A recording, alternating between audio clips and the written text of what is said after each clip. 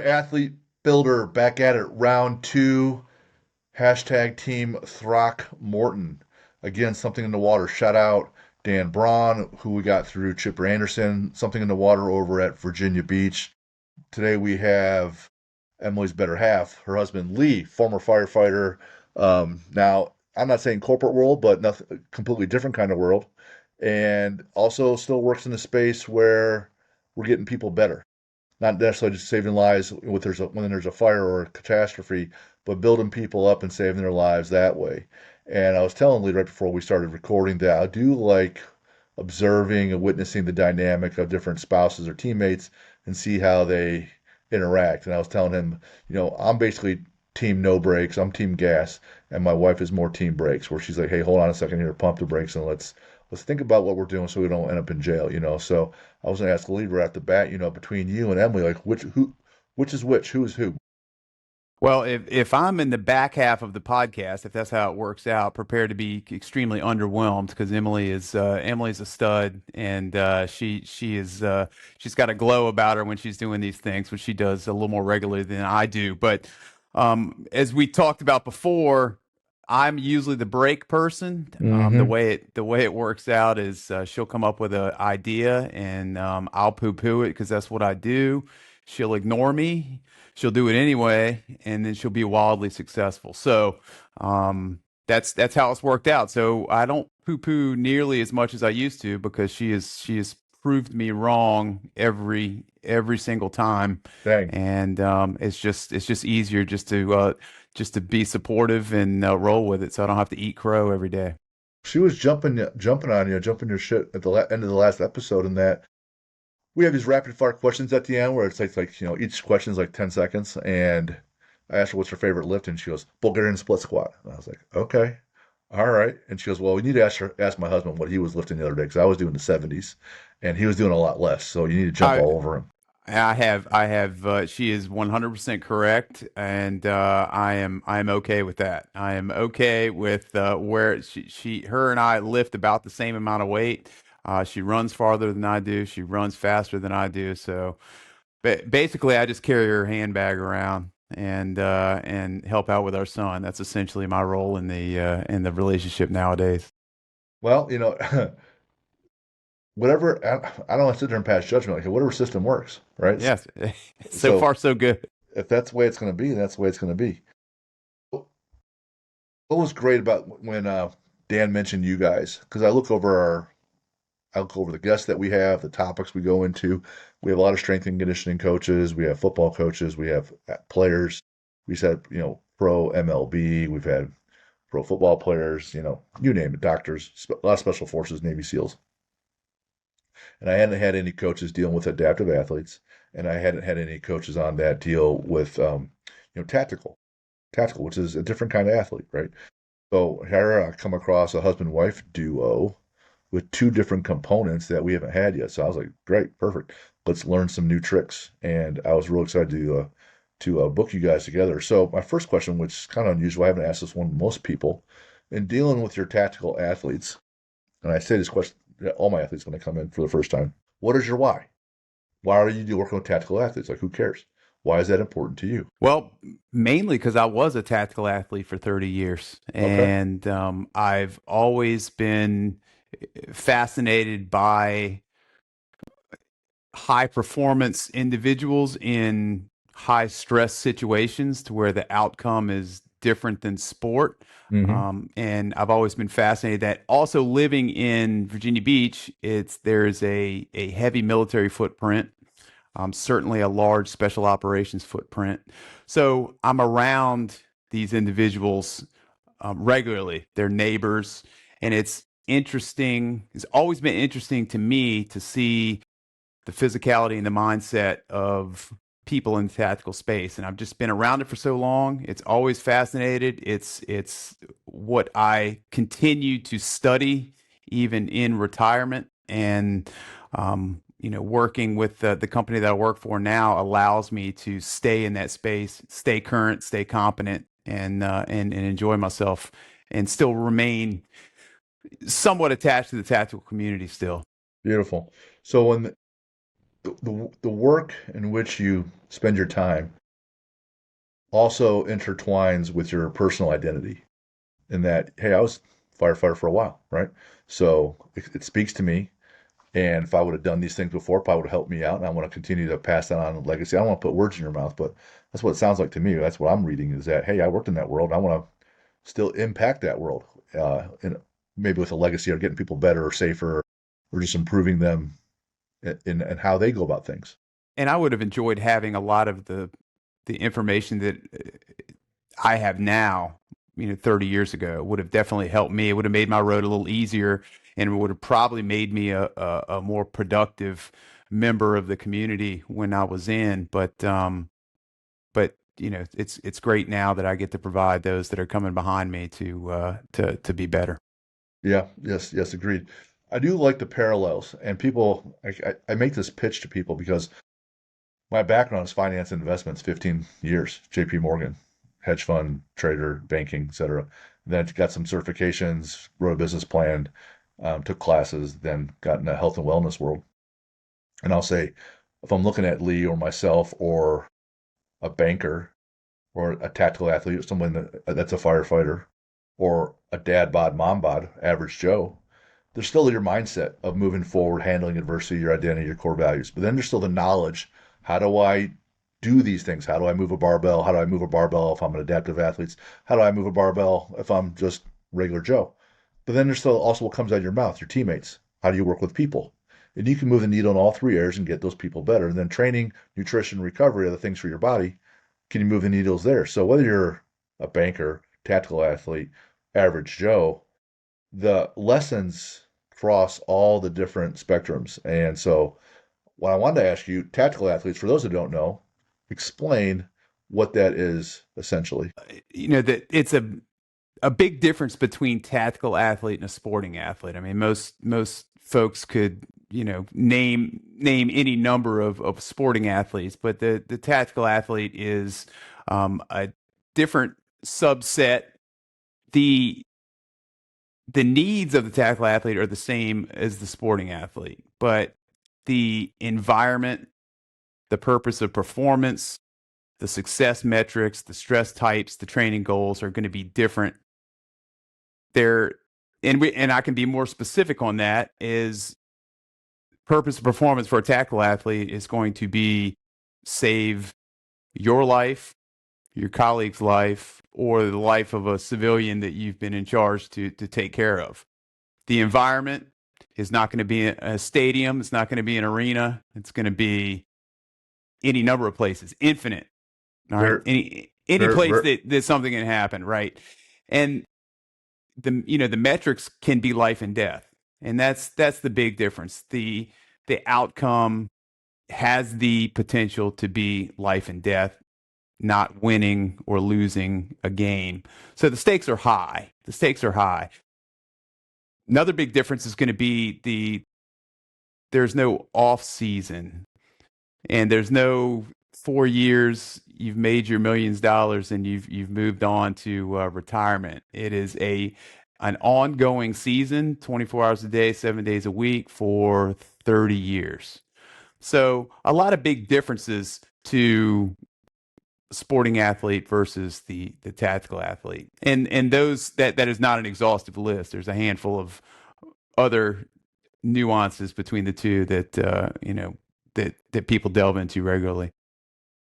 I like the stadium component there. You can play at home or you play away. So you're at your home half the time and away half the time. Their away games are all brand new places you're not that familiar with. But if you're a police officer, every day is a home away game, where it's all different. In addition, like the big game, like Ohio State's playing Michigan. So at this recording, Ohio State's getting ready to play Michigan here in a few days. It's building up. You got game plans.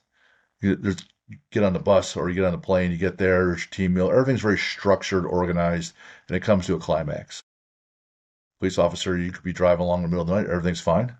Nothing's been going on for hours. You're on a 10-hour shift. You're 8 hours in, 2 hours to go, and then bam, crisis. So you go from zero to 100% adrenaline in an instant, potentially, as a police officer, Whereas it's more gradual with the athletes, and they know what's coming next to some degree, right?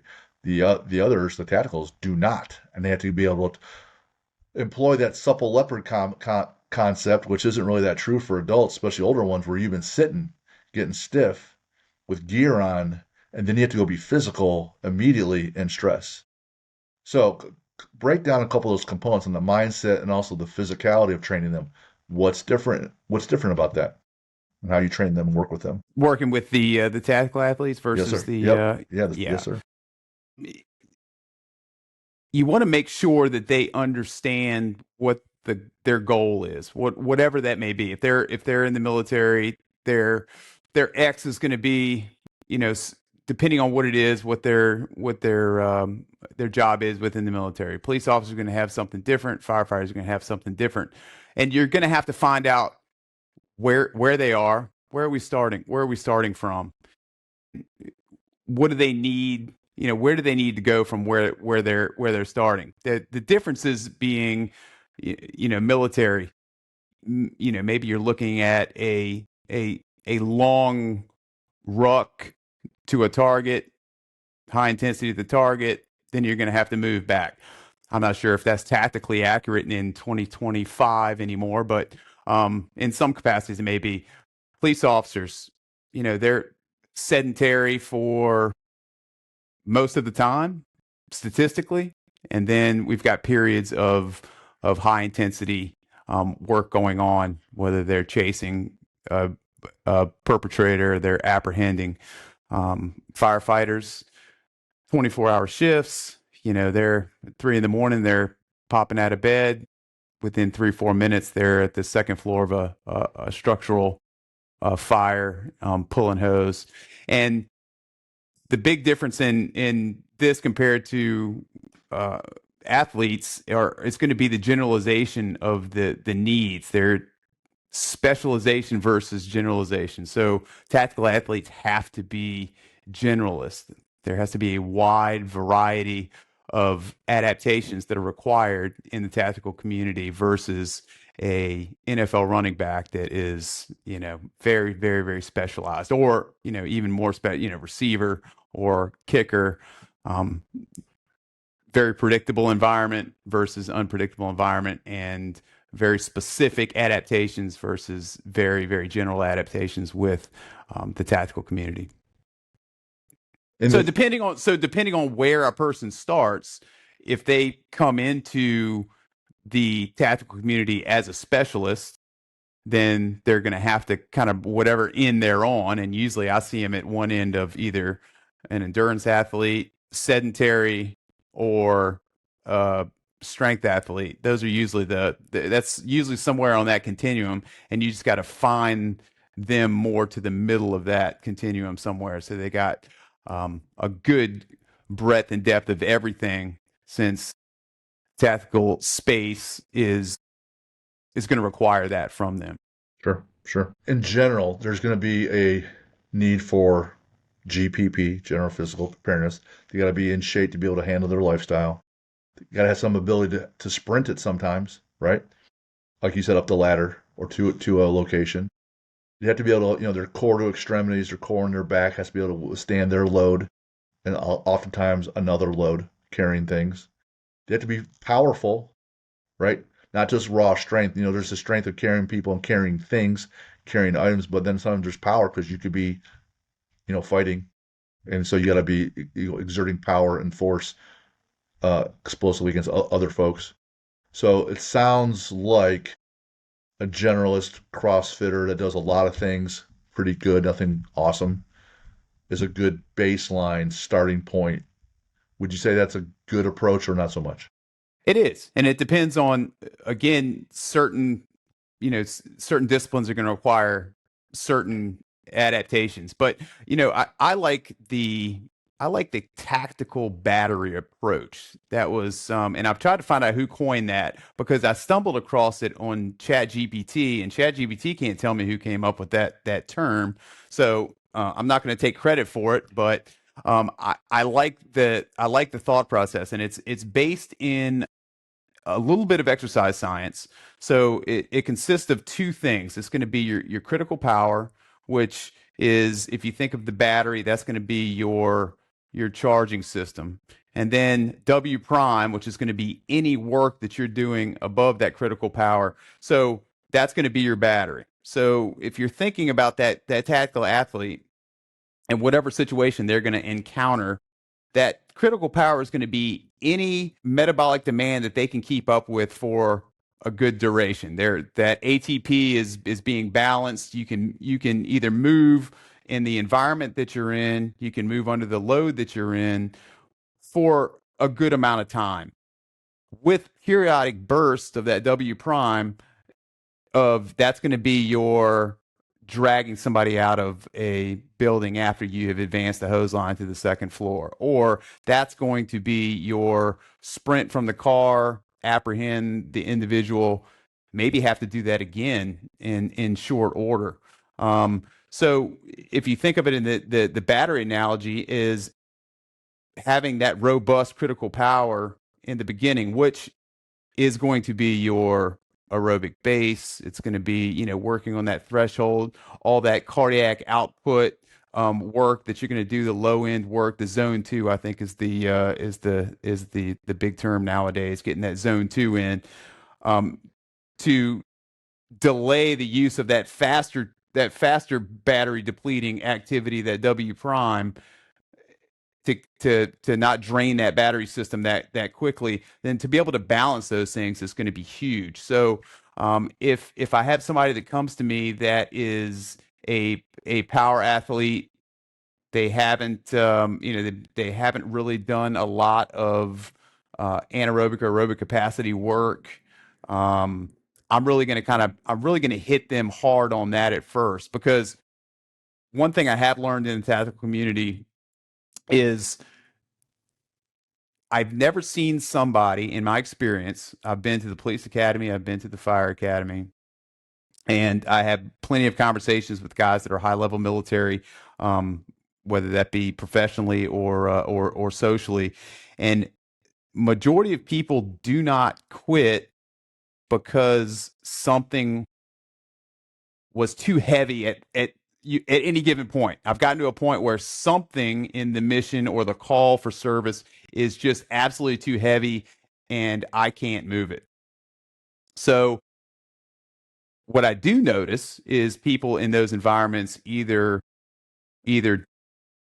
are less optimal in the mission, or they quit the academy, or they quit the selection process because they either can't breathe, they've been over whatever the cardiovascular demands have overwhelmed their cardiovascular system, or a muscular endurance issue to where they just can't sustain a repeated effort over amount of time. And that's a big difference in tactical space of what you're asked to do. You were asked to do a multitude of high intensity efforts balanced by bouts of low intensity to recharge, and then repeat that effort over and over again.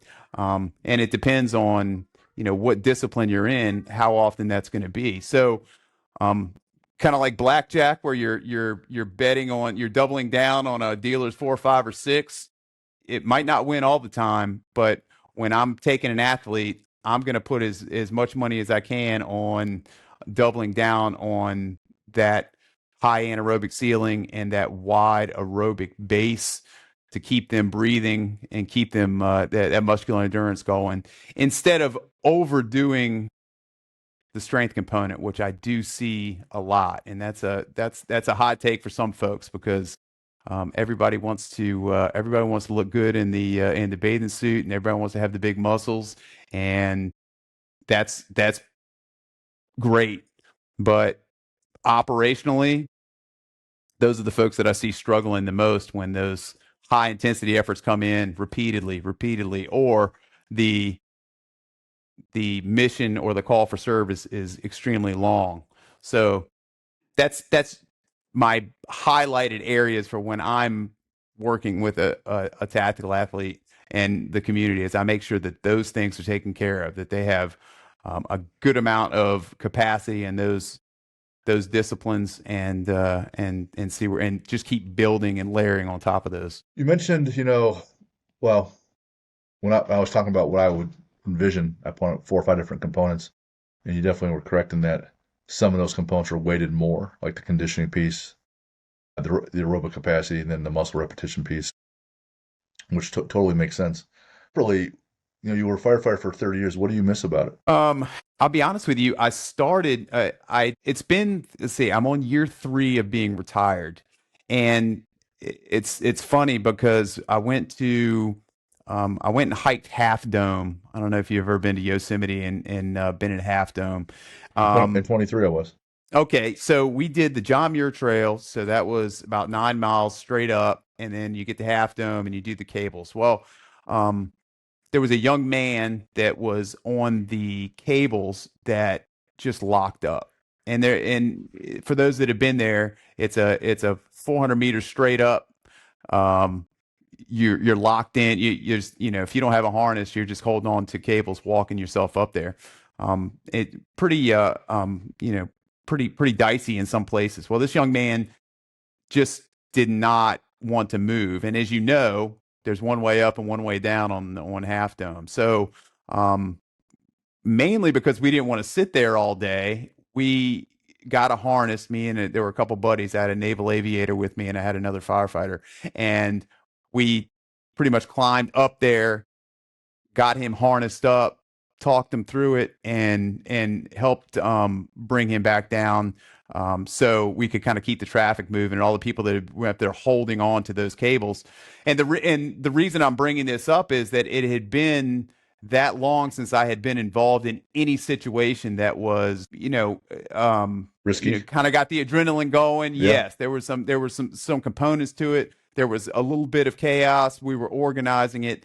I missed that, and that's the big thing that I miss from being in the fire services is having that, being dropped in the middle of those chaotic situations that shouldn't be chaotic for us. They're not, but we're just there to kind of organize that and get everything moving in the right direction again. And I do miss that part. I didn't think I would, but 3 years removed from being in that environment, I kind of got a kick out of doing that again, and that surprised me, to be honest with you.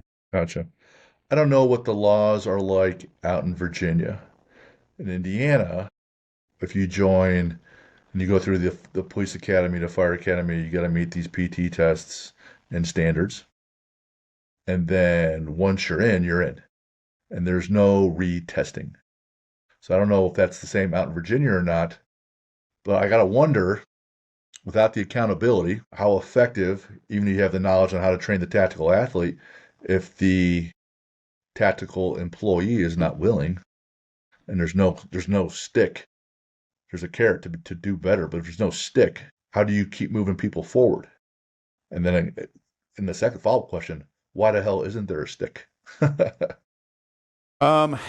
Yes, you're bringing up very good questions, and these are things that I would bang my head against the wall regularly when I was active. I did what I could from my standpoint. I helped stand up a fitness committee with our department that did some great things. And I, as an officer, had some control over the station life. So I wanted a physical culture to be present in the station. I made sure that, and luckily I had a officer that worked with me that was on the same page. I made sure that we did, firefighting, EMS training at some point in the day, and we made an effort to do PT best you could with call volume every day. It was just, at 2 o'clock, we're doing PT. At 10 o'clock, we're doing some sort of in-house training, assuming nothing else is going on. And I think that if you can get buy-in culturally from the officers in individual stations, I think the rest of it takes care of itself. I empathize with chief officers that have a large plate and they're being pulled in all directions. And it's difficult for them to have to the physicality part of it, it's difficult for them to have to really kind of put with all the other things going on. We got to man the trucks. We have to fund, equipment. We have to, make sure that we're training for calls for service, all that good stuff. I understand, I empathize. I really think that it should be a higher priority for some places. Now, it's city dependent. The city that I live in, Virginia Beach, is extremely competent, extremely well funded. They've got some really smart people that work hard to train up the firefighters before they get to the house, and then um, give them access to information and help when they get out to the street. So there are places to where it is a very high priority. There are places where it's zero priority, and I think that has a lot to do with the paradigm of the person that's in charge. If they don't come from a physical culture, man, if I, you can imagine they're saying, I did it without working out, or I worked out at home, or I did whatever, and I've made it for 30 years, and now I'm the chief, so I don't feel that it's necessary for. But we're becoming more sophisticated as a community, and I think that across the board, military, police, fire, government agencies are all becoming very sophisticated. And again, to plug the company that I work for, O2X and companies like them are helping be subject matter experts to the departments to provide them with SMEs to kind of help out, for those that don't have the ability or the want to do the legwork. Because a lot of departments will put the guy that looks the best in the t-shirt in charge of the physical training, and that's not that the outcome on that isn't always the best. So, but it's coming. It's coming. It's much better than it was when I first came in, and I think in another 20 years it'll be exponentially better than it is now. What I love about that answer is that several episodes ago, I'll never remember who it was a female uh, guest I had on. I asked her for a quote, and her quote was, be the change that you want to see in the world. So it's so easy for me to sit here and say, hey man, how come you firefighters are all just lazy fat shits? And generalize and point fingers versus saying, hey man, how about I help you guys? So when you are living, walking the walk and talking the talk at the same time, and you are being the change that you want to see in the world, well, everybody typically, not everybody, most rather just follow. No one wants to lead. No one wants to fight against the inertia. No one wants to do the hard things all the time. But if you get the people to that mindset, let's do hard things a little bit, just a little bit more. Let's do some hard things a little bit more, and then that becomes your new standard, and then you continue to elevate it. That ends up going a long way. We just had Sam Briggs on, and she's a firefighter, and she's a pretty well named CrossFit athlete. But she's like, yeah, I love being a firefighter, and I love that when I'm at the house, I can help lead by example and get people to, hey, come work out with me, come work out with me. And I asked her this question. I'll ask you, of the TV shows, the 911s and the backdrafts, are there any shows or movies you're like, yep, I love that. It's not right. It's Hollywood, or this is pretty accurate. But of those shows or movies, is there one you're like, I love that one, right? Golfers typically love Caddyshack or Tin Cup. But as a firefighter, is there a show or movie that you're like, yep, I love it? Not the movies. The movies are a little spectacular. Well, all of them are a little spectacular. The TV show Rescue Me Okay. from early 2000s with Dennis Leary was spectacular in its display of station life. I thought it was very, very, very accurate. It's certainly sensationalized, and it's a comedy, so there you have to impart that in there to make it interesting. But the even so much as on the way to calls, you're going to what's the most horrific situation to someone, and you're talking about the Super Bowl until you get there, and then it's we're locking in and getting after it.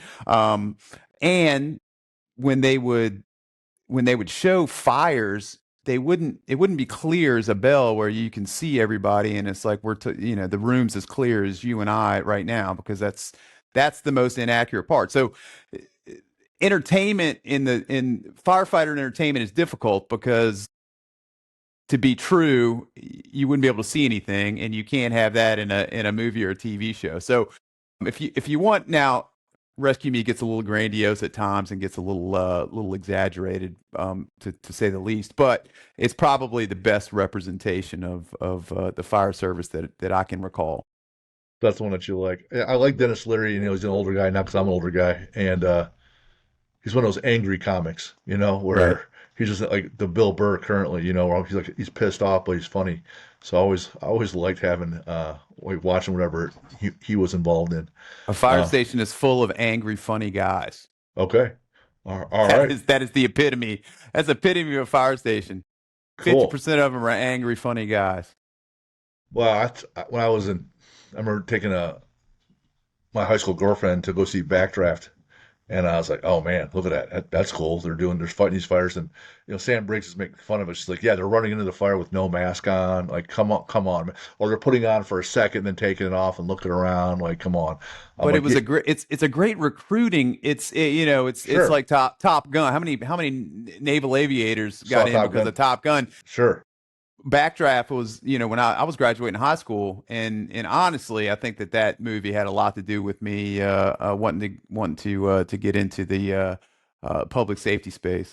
Well, plus you got Rebecca De Mornay and the other girlfriend, they're hanging out on top of the fire truck, on top of the hoses, banging it out. You're like, oh man, they fight fires and they get the girl. Like, this gotta Doesn't be, hurt. Doesn't hurt. this gotta be the way to go. I love, man, answers on your homework says that you're a nerd like I am, which I love because I like the nerd part. Now, most people on the show, they care about the funny stories. So you got to deliver that too somehow. But on the mindset piece, you wrote, so I asked, what were some things that have been critical? And you're like mission first focus, composure under stress, like doing things that are hard and focusing while you're under stress, and then discipline over motivation, because motivation is fleeting, discipline keeps you together. So talk about any of those components. And is there a way that you not legislate, but coach that in the athlete? Because all these habits and tactics, if I'm a big James Clear Atomic Habits guy, everything is buildable based on habits. So is there a way that you go about building that with your tactical athletes?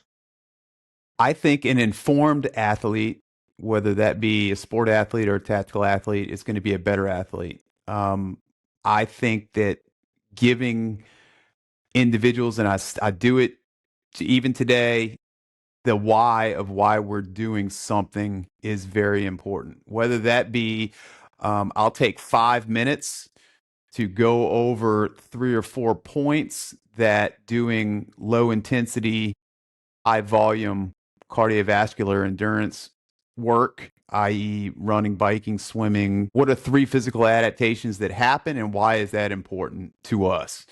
And that goes to the mission first. Is that it leads to that. So if I get an athlete in, and I want to be a firefighter, I want to be a police officer. Okay, well then if you want to work for this city, this is going to be where the bar is set physically, and you need to be able to work towards attaining the physicality to be able to handle that situation. And that's where your goal is. Now, if I'm working out to be better at pickleball and look good in a bathing suit, that may diverge from what the mission is. Now, there's nothing wrong with those things, but you have to focus your mindset training, your physical training on what the mission is. And if you're going to be a firefighter in the city of Norfolk, Virginia, you need to be able to carry gear up to the top of a high rise and affect rescues, affect fire suppression once you get up there. So you need to know what your mission is, and you need to train accordingly. That's going to be huge. We had talked about mindset being composed under stress. If you tackle that, if you handle the physicality, if you get that physical piece removed from the puzzle to where you're not at the ninth floor of that high rise, or you're not at the finish of the foot chase, and you're still composed, and that physicality part's taken out, you're going to be able to make good decisions, and you're going to be doing what you need to do. You're going to be able to communicate. You're going to be able to move. That's going to be big. And you touched on it again, that the discipline over motivation. I used to, when I worked for the lifeguard service, one of my favorite things was to work the swim test. It was in a pool. It was anybody could show up to take the swim test, and there were a lot of motivated people on the first couple of weeks to do that swim test. 500 meters, you can swim it any way you want, but it was took me 25 meters to see who the people that were disciplined enough to do what needed to be done to get there. Instant. I could tell you, well, I don't even need to count this person's laps, because I could tell in 30 seconds whether they're going to make it or not, because you could tell that they weren't disciplined enough to do what needed to be done to pass this test. Hmm. So that's the things that I make sure with athletes, that I want to make sure that they understand, is that your actions have to they're either going to push you towards your goal, push you towards your mission, or they're gonna take you away. And if they know that, then when they're doing stuff that they might not want to do, because a lot of training for a specific mission set is not sexy, and it's not fun. And we're not going to be doing CrossFit workouts every day that are sexy and spicy and fun. You're going to have to do some strength work. You're going to have to do some aerobic capacity work. And if you know why, and you have the mindset that, I'm gonna enjoy the process, I understand the process, then that's half the battle. And I think that it's worth a coach spending as much time developing that as the physicality. I mean, almost anybody can make somebody that's come off the couch be a better athlete, but just by running them and throwing weights at them. And I mean, that's the easy part. It's just getting them to switch that mindset upstairs is going to be more important in my mind. The why is going to be huge. And that's why, in the athlete builder world and all the other worlds, mindset usually wins because it's the big governor, right? And if I go to you and you're a linebacker, and I'm going to say you're going to be moving laterally as you're reading the offense and pre-snap and getting ready to go, hey, you're a linebacker, you're making tackles, you're moving laterally. You're a lateral mover. This is who you are, part of your identity. Then you're going to understand when I say, hey, when we do some sumo deadlift, it helps in you moving laterally, because I'm tying what we're doing to your identity. If you say, hey, you need to be able to handle duress under time because you're a tactical worker and you're in the military, you have to ruck for a while, to your example. You got to be able to handle the load for a long time, the long, slow distance. If I say you're a Republican or Democrat, you're going to say, well, I vote this way because of this. So I'm going to tie what we're doing to being a Republican or Democrat, whatever you are, Christian, non-believer, whatever. If you can tie it to their identity, the why, then what they're doing speaks to them. And they're like, well, it's about me. I'm getting me better, right? About what I'm about to do. So then you're like, hey, just do because I said so. Sometimes I do with my kids when they're younger. Hey, just do because I said so. Dad, why we got to squat? Because I said so, right? You know, because squatting's cool. No, Dad, whatever. Once that's like this legislating, it can get you a little ways. But if you can get more buy-in and you tie it to their identity, then they're going to push. I totally agree with that composure under stress. I don't know if you listened to any of the prior shows that we had on, but some of the guests invited me to do this New York City SEAL swim where we're raising money, where we run. Well, we shuffle ceremony with the flags, but then we swim across the Hudson River, stopping at the Statue of Liberty and Ellis Island and finishing at Manhattan to raise money for SEAL Foundation. And so, being a strength athlete, like swimming, like I knew how to swim as a kid. They taught me the basics, and I spent 14 months. Like first day one was 10 lengths, rest after each length. I don't know what the hell I'm doing. This sucks. I can't breathe. But tomorrow I'm gonna try to get 12 or 14 lengths and then keep pushing, right? So 14 months later, I can do the physical requirements, but the composure under stress, like my test was in a pool. It was controlled, climate controlled. You get in the Hudson River, there's the current, there's the chop, which I wasn't prepared for. There's the crowd of people, which I was moderately prepared for. People don't rise, in my opinion. I tell them, you're not going to rise to the occasion, that you're going to be able to perform at a certain level and then you're not going to elevate. If you do, if you won't be for long past that level, you're going to default to your level of training. And that day, the current was unseasonably strong. And after two of the three legs of swimming, the directors and the port authority they called it and said, "Hey man, people's lives are at risk. We're stopping this piece. We'll boat you over to Manhattan. You guys can run the rest of the way and finish the day." Long story short, awesome day. Raised a ton of money, outstanding experience. But the stress was real, and it breaks you down, right? Even if you're physically capable, the mental and physical stress. Talk about when people say, "Hey, man, you default to your level of training or you rise to the occasion." What have you found to be accurate? Oh, 100%. And I had to. There were aspects of my job, especially in a leadership position, to where I had to really work hard to certainly make sure I had enough on my plate as an engine officer. The first person to show up to a fire scene. I had enough on my plate without having to worry about, am I going to be able to physically do what needs to be done. There was enough stressors there for me to be task saturated without having to think about that. So um, I'm a firm believer, because we were tested regularly, and it wasn't like somebody from the general population. And I don't mean this to be, I don't mean to talk down to anybody, but um, you know uh, an accountant talking about this when maybe something will happen in their life that they're going to have to find themselves in a life or death situation, maybe. Or what you were doing before when you were working for JB Morgan, it's you'll encounter that situation.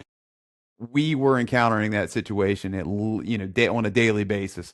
And so I got to see firsthand that if you were poorly trained, poorly experienced, poorly educated, that you were going to become task saturated pretty quickly, and you were going to lose that composure. And I'm not saying that I was fully composed on every call that I went on, because that is certainly not the case. But I recognized pretty quickly where the chinks in my armor were, and I recognized what the mission focus was, and I was disciplined enough to practice repetition and make sure that I had the physicality.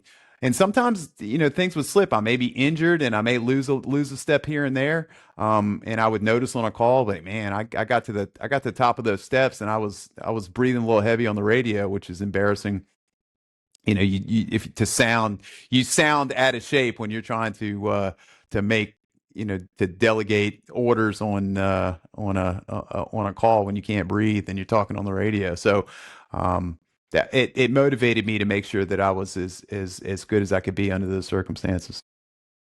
We have a number of firefighters in our gym, and 'cause I run a small gym about 13 years, and we have police officers too, and military guys, and all sorts of shapes and sizes, and they're quite desensitized to any kind of trauma or experiences. I mentioned this story, and they're like, "Yeah, that sounds about right." I will say this though, when I talk to them, some of them, depending on the firehouse, some will go on runs, really for fires. Others have, car wrecks and electrical things. Some are in different areas or demographics where they're going on a lot of runs. Now, when you're under stress, there's a cortisol problem, right? Which then leads to weight gain, can't calm down. Or if you're just going on you have interrupted sleep, like to a T. Like we're over 100 plus episodes deep. Every person I bring on here and ask them about recovery, they're like, sleep's number one. Yeah, I fucking know that, right? Yeah, sleep's number one. However, you have six runs from 10p to 8a, right? Your sleep is crap, and it takes at least a whole day to recover, and that's assuming that the runs are kind of benign. Like you go because someone smelled gas in their house and the fire department shows up. Yeah, you're still going on a run. Let alone you throw in a stressful one, baby dies, something, right? Something like that. Talk about tactics for improving sleep and recovery, because that's where you improve. That's where your brain heals, right?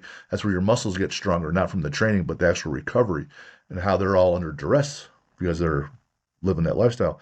Talk about recovery and how to impact that positively. You hit the nail on the head, and you don't and sleep. We've got three pillars.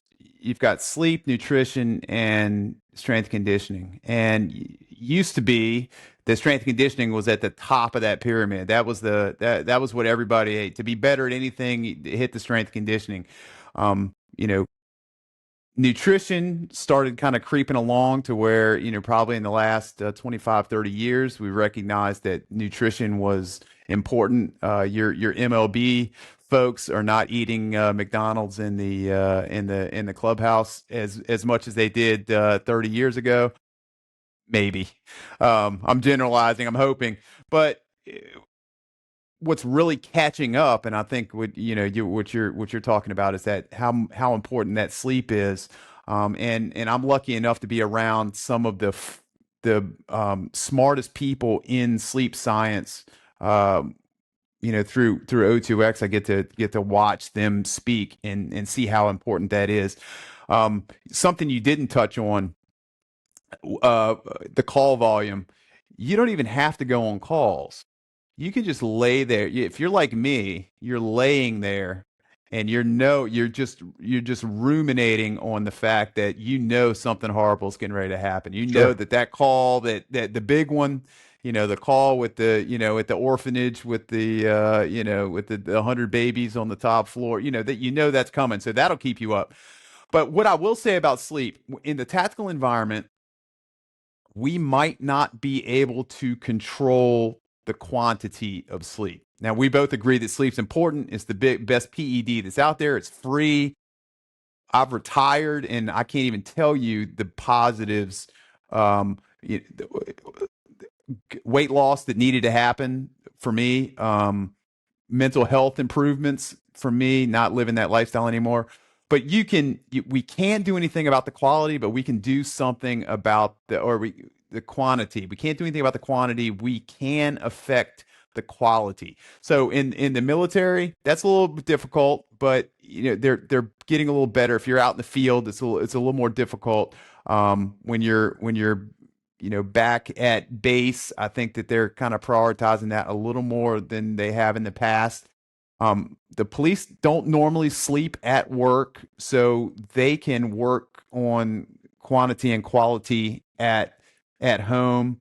And in the fire department, and I'll tell you what I mean by quality when I get into the fire department part. So the fire station, the bell's going to go off. When the bell goes off, you have to get up. Sleep be damned. You're going to have to go take care of business. But you can design your stations to better adhere to good sleep quality while somebody is there, because you might get a good night's sleep. I mean, I definitely was at some slower stations that got pretty, you got a 5 or 6 hours most of the time, because they were veteran communities or whatnot. But when you're building your stations now, but it's not for sleep, but that's an ancillary benefit. But they're building stations to have individual rooms. The rooms are relatively soundproof. You can make them as dark as you want. You can make them as cool as you want. Um, they've even got it to where the lights don't come on unless it's your vehicle that's leaving. They're seeing the benefit to, if you're on a ladder truck and the engine's going, you can deviate what bells go off when, because they're seeing that that's important. So the quality of sleep would be prioritize 8 hours, use an eye mask, um, limit your caffeine, make sure that your room is cool and comfortable for you. And if you're in the military and you're at home at night, then you can take care of that at home, where you have quantity and quality that you can tackle. If you're in the police department, shifts, it's difficult when you work midnights because you come home but you have to fight to find a dark, cold place for you to sleep and prioritize that sleep, because it's going to be important down the road. And when you're at the station, the if you're in a bunk room that's communal and open, you need to make that a bunk room when it's time to sleep. 9 o'clock, let's just say I'm making a number up, depending on what you're saying. 9 o'clock is time for bed. It's no longer a place to hang out, chit chat, and play ping pong. It is time to go to sleep. And if somebody needs a CPAP, get them a CPAP. Try to keep the snoring to a minimum. But it's imperative, especially on tactical athletes, because just the lifestyle is so difficult, that something so easy as improving sleep quality and prioritizing the quantity will make big differences. And again, I tell people when I see them, they ask about, what's been the biggest change in retirement, and that has been it, is most nights getting 7, 8, 9 hours of sleep, prioritizing that. And it's just made positive benefits to me in a lot of different ways. So um, it's not sleep. I sleep when I'm dead. It's cool to stay up. It's all that. You're gonna pay for it. You're gonna pay for it down the road. There's no question. Totally agree. Whether you're a tactical athlete or not, having a dark room, huge. Having a set schedule that you try to keep all the time, so you don't self-inflict jet lag. Keeping a cool room, even a white noise, all helps. Things that are pretty easy to implement at home and sometimes at work as well. I totally empathize with the just being nervous about there could be a call, and I'm not there because I didn't live that lifestyle. But if you have a newborn baby and you're expecting to be up, that's one piece. So the moms and dads there. When I started my gym, it was so rough at first, and I finally systematized some things, and I knew that the first of the month and the 15th of the month were the days I did billing. Well, I'd be worried because that next morning, sometime after 12, between 12 and 1 a.m., I'm gonna get an email with my results, right? So with a initially weak failing business, you're afraid on those days when you wake up, right? Shit, man, what's this number going to be? Because some people may have canceled or whatever, blah blah blah. So until you get used to it, you get a budget, and you grow as a business owner, that could keep you awake. So just having that stress over your head, and nothing might happen, everything might be fine the next day. But if you're used to having rough calls and just having that stress hang over you is going to impact. And you're right. Excuse me. Physical benefits. When I found someone to take over the 5:30 a.m. class, right? I had weight loss. I'm like, I feel better, have more energy. I'm not as big of a dick, so it's huge. Well, and that's another proponent for the physical side of it. So if you know that you're going to live a lifestyle to where sleep quantity is not in your control, being as physically fit as possible is going to help, buttress against the negative effects. It's gonna hopefully counteract or maybe dampen some of the more untoward effects of sleep deprivation. But I know that life well. I really do. So my wife works in the pharmaceutical world. I met her at my gym. So now we're good and married, and we have our 6 kids. It's hard to separate church and state in that we go to the gym. She trains there. I train there. We train other places. We train people. We come home, and then sitting around the dinner table, or we're in bed, or watching a movie, or whatever. We're always talking shop at some point throughout the conversation. And with you and your wife basically living it like full-time jobs, right? You guys ever talk about the news or the weather, or is it always just talking shop? Because you got. I'm not saying your wife isn't intelligent; they're both very very smart. But she has a lot of high energy as well. Always wanting to probably get into things, and she's like, "Yeah, you work 24 hours a day, and it's great, and I love it." Is what she said, essentially. So, are you guys able to take a break and a breather, or is it talking about, hey, we're training conjugate this week, and we're doing a 5K every day on top of it, or always talking shop? What's that like? I'll be honest with you. The days of us talking about specifics as far as tactics at the gym, we don't really do that too much. We might ask, "Hey, how did this class go?" Or Yeah, yeah. how did that go? But usually, she programs and coaches her classes or whatever she's doing. I'll do the same when I'm there, and she'll defer to me on a lot of that. So we really don't sit around and do a lot of programming talk, to be honest with you. And certainly with us having our first child, that's 99.9% of our conversations is going to be about Knox and what's going on with him. So usually we if we talk anything about shop, it'll be uh strategy for the gym. It'll be the kind of the behind the paywall kind of stuff. And that's usually where most of our conversations are, and most of the things that I have to do with the gym is just kind of helping her on the back end. What a great blessing and gift for Knox that he's going to grow up with people dropping weights, trying to climb a rope, and then those could be in there and they'll be standing on the rings, holding on to like a swing set, and then trying to climb himself up, to do a pull up and jump and climb up on boxes where it's just normalized. Hey, we just do physical things. You know, I can't get it. I'm trying to brief a workout for 40 people and I can't get anything done because he's in the corner. If I say burpee, nobody's going to pay attention to me when a 20-month-old is doing a burpee on the, 3 feet from where I'm standing. If right? so it's he is definitely he's definitely doing gym stuff. He's not doing finger painting and playing with blocks. We've got him. He enjoys it. If he didn't, we wouldn't push it on him. But he's got his own barbell set. He's got a little exercise bike. He's got sleds to push. I mean, if you look at my wife's social media, you'd just be in hysterics at his antics at the gym. And I guess if he was at daycare, there'd be a different. He'd be doing different things. But he's every much as much of a gym rat as anybody around there. Yeah, we have several members that bring in, young little kids from a get go, and they'll just put them in when they can get hurt. They'll put them in this packing place so they don't crawl underneath someone who's split jerking.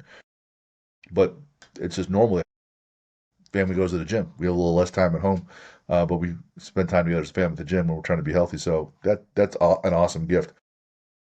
When you're training, let's say you're training yourself, as we kind of wrap up here, what do you like to listen to? I, be, I'm gonna be honest with you. I used to, when I was younger, I used to listen to music because that was really all you had. Nowadays, I almost feel guilty listening to music because there's so much podcast, YouTube videos, and I am really a strength conditioning geek in certainly in the tactical side. I and it's what I consume. And it's some of my friends just think it's insane that you would go for a run and listen to a podcast. But that's normally what I do. So in lieu of a podcast, a YouTube video on something, and occasionally I'll listen to music if I'm just overwhelmed with listening to people talk about mitochondria or anaerobic reserve or W prime. I'll get to some music every once in a while, but mostly it's informational stuff. Gotcha. I do like listening to the podcast, things I can learn if I'm doing something where I don't have to think a whole lot. So if I'm jogging or I'm running a trail run, well, if I'm running a trail run, I really want to be in nature, so I probably don't listen to anything. But if I'm on the road, I haven't done this where I'm swimming in a pool because swimming in a pool is unbelievably boring, right? But so I will listen to something where I can learn something. If I have to think, like I'm concentrating on maxing out or I'm doing anything kind of technical, I don't want to be thinking about one thing and then over here, another part of my brain thinking about doing something physical. If it's easier, or maybe we're at the end where it's accessories and I'm just kind of just pushing through. A lot of times I'll listen to something like motivational montage, or if I'm just kind of just chilling along, I want to be in my own head. I just put on either nothing or maybe some country music that doesn't really bother me. The great thing is we have infinite choices now, Sure do. whereas 25 years ago it was the radio. Right. That was or a Walkman. Yeah, I have 6 or 8 songs on one side of the tape in my Walkman, and I pull that out and then fast forward to the other 6 or 8 songs I want to listen to on the other side of the tape, and then do it all over again. Right. Right. I'm very excited to hear this answer this next question because I got one answer from your wife, and I'm going to word it the exact same way I worded it for her. If you and she were going to go on a bucket adventure to travel to some place you've never been to before, and it's just you two, it's not with your kid, not with anyone else, where would you want to go? Well, not having heard her answer, I guarantee she said that she's not leaving her son anywhere. So he's coming. He's coming with, and that's the truth. Places that we haven't gone. I there's a lot of places that we have gone that we like repeat. We're the type of people that repeat trips, and Iceland we're big fans of, and there are places in Iceland that we haven't been that we would like to revisit. We're also big fans of Costa Rica. Nosara specifically is a great place. We haven't been there since we had Knox, but once he gets to the age that we can go back there, we'll go and we'll explore some parts of Costa Rica that we haven't seen before. But those are two at the top of the list for us. Well, you're right. She said she's bringing the boy. Yeah. And even though I said pick a place you've never been, she goes, "We're going back to Iceland." And I was like, "Well, Well, I'm glad oh, to see we're on the same page. I see that. Yeah, yeah, I got Yeah. it." Do you have a favorite sports movie? Rudy. Rudy. And I'll tell you why. Because I have zero athletic talent. None. Born without, if you could be born with less than zero, I have that. Um, 5 foot nothing, 100 and nothing, Nothing. I think is what it was. But I'm not quite 5 foot nothing and 100 nothing. But the perseverance and I realize that the movie is Hollywood, but the perseverance of just keep driving, keep grinding, and his mission focus was to get on that football field, and he succeeded. You did. Do you have a favorite sport to watch? I used to be, I don't watch sports as much as I used to. I'd have to say I was probably the biggest NFL fan. And I'd say if I had to get back to watching sports, I cut my cable, probably 10, 15 years ago. And then once I did that, I just kind of got out of the sports thing. But when the playoffs come around, when NFL playoffs come around, I usually pop back on and jump in and see what's going on. So, if I lived in Europe, I would be a soccer fan, guaranteed. I'd be a soccer fan if I was in a place that soccer came on at a respectable time instead of 9:30 in the morning on a weekday when I can't watch it. So, um, If I were in but, Europe, I'd be big into the Six Nations and rugby. I enjoy watching that. It's like soccer, but football, with all the context. mhm. So I do like the documentaries on Netflix about it. So that's definitely something I would be into. How about an athlete, young or old, could be dead, could be alive, athlete you like to see play? Let's see. Y- I heard somebody say the other day, they were asked the same question, and to really dig deep, we would go to uh, it's probably not that deep, but Bo Jackson, I think, mainly because he was just because I'm in awe of the amount. So he got all the physical talent, like All of it. Yep. all of it, 100%. So I'm at zero, and Bo Jackson is at 100. So I'm fascinated by Bo Jackson's exploit, and it breaks my heart when I see documentaries on him, and to think that he could have done so much more had he not been injured like he was. But amazing athlete. In addition, he wasn't lazy. You know, he has all this talent and then worked. Bang, just watching that. You have a book recommendation for us? I like, I was thinking about that today.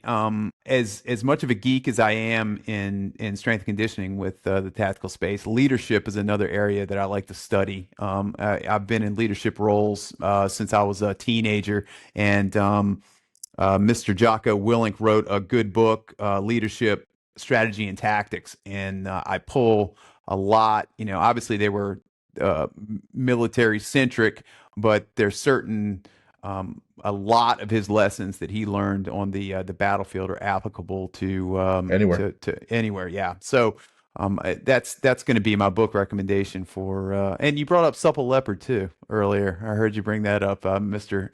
Oh, we start it. Mr. Starrett's book is definitely a Bible for coaches to use on mobility. So that's another one. Sure. Uh, this could be a real life person, or it could just be something fictional. You got a hero or superhero for us? Yeah, I'm gonna go. I'm gonna go with we're gonna go back to the comics, and I'll have a good reason for it. So Batman, and mainly because Batman is has no superpowers. He's just rich and driven and disciplined, and he likes to grind and he likes to work, and um, I admire that. He's He not just he's not stupid either. He uses his brain and his physical ability. exactly, and I mean, he built himself up, Yeah. mission oriented, disciplined, That's right. composed under stress. Yep. So yeah, like him. How about a villain? Well, if it's Batman, then it's got to be Joker. And to be honest with you, the Joker is more of a favorite supervillain for me, more because the opportunity that is given actors to do great interpretations on film of that character. Not as much, the character itself, but some of the portrayals online or in the movie theater for that has just been amazing, all the way from Nicholson up to Ledger have been iconic. Yep. I do love that component. It's the psyche and the chaos and the destruction and the that you can see in real time. Which was it's kind of I find it fascinating. Sadly, um, it's also why I probably like Hannibal Lecter in Silence of the Lambs.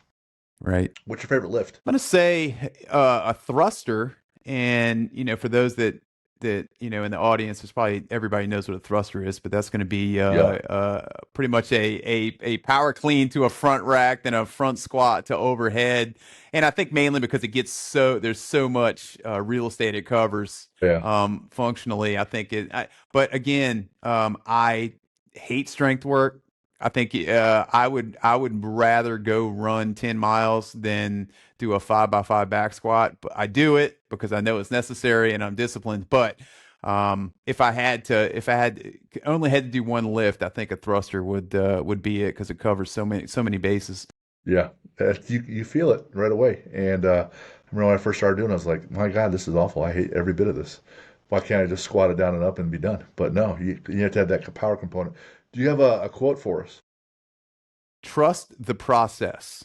I think is many people have said that if you understand the process and you trust the process, especially trusting the process, whatever the outcome is gonna happen.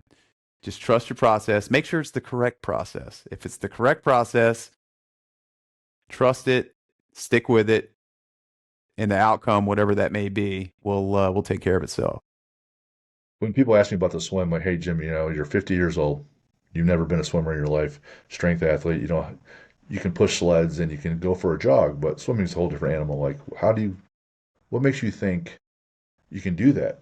And I was like, if the philosophy works, where you have time under tension and consistency, and if you have someone who's smarter than me telling you, hey, here's a better way to stroke, or here's a better way to kick. If I'm just consistent day in and day out, and I have someone coaching me along, like I gotta get there, right? Oh yeah. You gotta get there. And so whether you want to be an attorney or a doctor or an Navy SEAL or whatever, if you have this runway that's long enough and you're diligent every day, like you gotta get there. And so the process will get you there. So that was one of the reasons to prove to myself, but also to others that, hey man, 50 years old man, never swam in his life. He's swimming across the Hudson. Like, pay attention. You're like, this shit works. Where can people find you, Lee?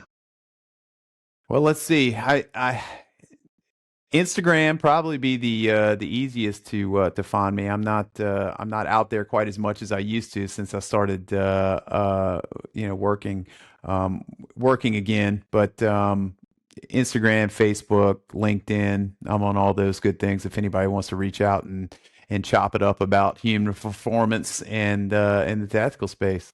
Beautiful, beautiful. Man, thank you for the gift of your time and effort, knowledge. Selfishly, for me, it's just getting better with people every week that I've never met. So I really enjoy the conversation and the insights, like the nerd work. For those who want to get a hold of us and keep sending us your questions, info@athlete-builder.com. Send them our way, and we'll keep sending you our best responses back. Man, Lee, great time. Wish you and Emily and Knox all the best. Hopefully, our paths cross again down the road. But thanks for being on the show today. Thank you. All right, see you.